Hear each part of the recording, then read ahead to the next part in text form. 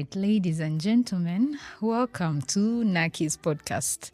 This is our very first episode, and guys, I am so excited. This is long overdue. You guys have been demanding for it, and finally I supply. First of all, my name is Sarah Nakigozi. I am an accounting student. I'll be graduating next year with my Bachelor's of Commerce in Accounting. I have experience in banking and auditing as well. So with that experience is where I started researching, and the research led me to start discussing finance scandals. And most of you are already following me from all these other platforms of Instagram and TikTok. So this is our first episode of the podcast, and I want to welcome you today. Thank you so much for all the support.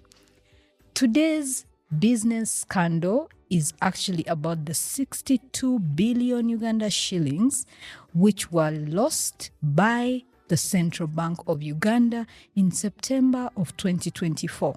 So, how did we get there? So the central bank announced that they had lost approximately 64 billion Uganda shillings, which is approximately 16 million US dollars. And this money apparently was meant for debt servicing to the African Development Bank. So the African Development Bank is recently a new bank which we just started that operates like the IMF, like the World Bank, but then we are trying to To take domination as Africa. So Uganda took on a loan, and this money was meant to service those loans from the African Development Bank. However, it is said that the wire transfers never went to the African Development Bank. In fact, the money was lost through two different transactions, and one was taken to a Japanese bank and the other one was transferred to a bank in England. The bank in England received approximately 6 million US dollars, and the one in Japan received approximately 7 million US dollars. So according to the Parliament's Finance Committee, he summoned and they managed to interrogate 17 top officials in the Central Bank of Uganda.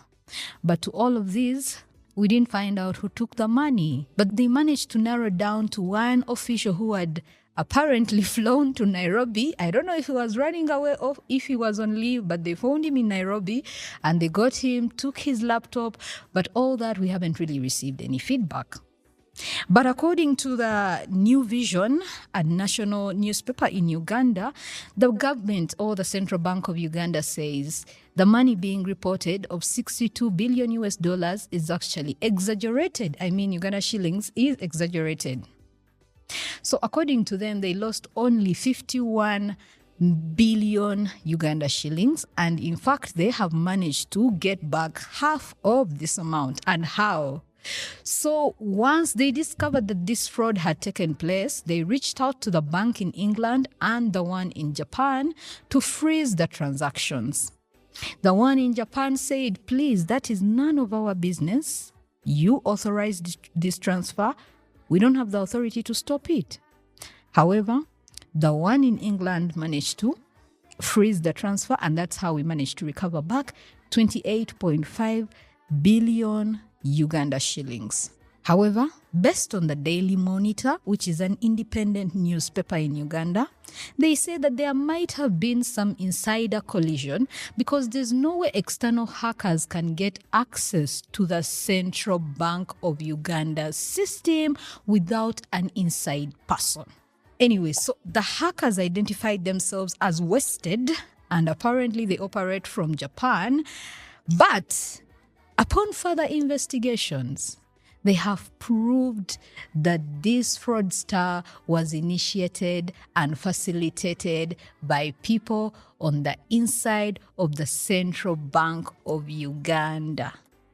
So the question today is, if such a fraud can happen in the Central Bank, just think about what is happening to your money on your mobile phone, in your commercial bank, anywhere really that hackers can just wake up one day and steal.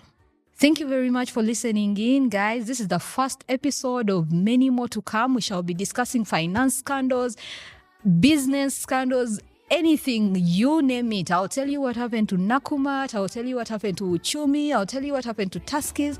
Just make sure you subscribe and follow me for more. Thank you very much.